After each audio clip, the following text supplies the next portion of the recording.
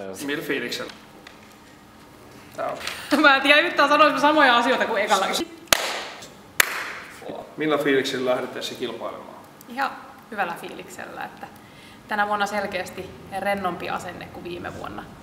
Että tässä on saanut kisakokemusta sen verran näistä isommista kisoista, että nyt uskaltaa mennä ja paukuttaa jo ihan täysin ja sen 3 päivää. Että se on tavoite, että tänä vuonna ei yhdenkään lajin jälkeen olisi semmoinen olo, että olisinpa vetänyt vähän kovempaa. Erittäin hyvällä. Lähdetään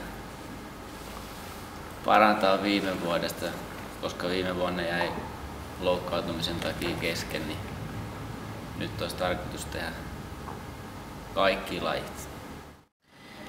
Tällä hetkellä valmistaudun kilpailuun, koitan pitää semmoista normaalia treenirytmiä yllä, mutta fiksusti treenaamalla.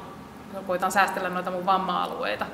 Olkapäitten kanssa on ollut tässä vähän ongelmaa ja sitten toi varvas murtu 3 viikkoa sitten, niin sitä olen koittanut tässä varoa, että on saanut kuitenkin treenattua hyvin, mutta että menisi koko aika parempaan suuntaan. Niin yritän pitää hyvää treenimoodia päällä, mutta säästellen vamma-alueita. Kovalla reenillä ja sopivalla levolla ja riittävällä ravinnolla ja monipuolisella treenaamisella. Voi ikinä tiedä, mitä eteen tulee.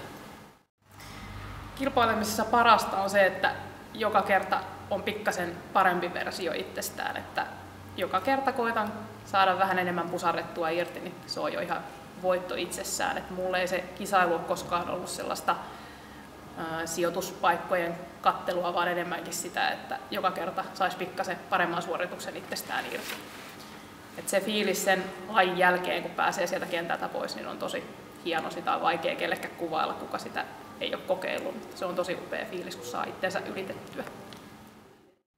No, tietenkin se on se itse kilpailu, koska siinä kaikki laitetaan sitten järjestykseen tulosten mukaan. Niin ei ikinä halua olla viimeinen, niin se lisää sitä suorituksen tasoa ainakin itselleni.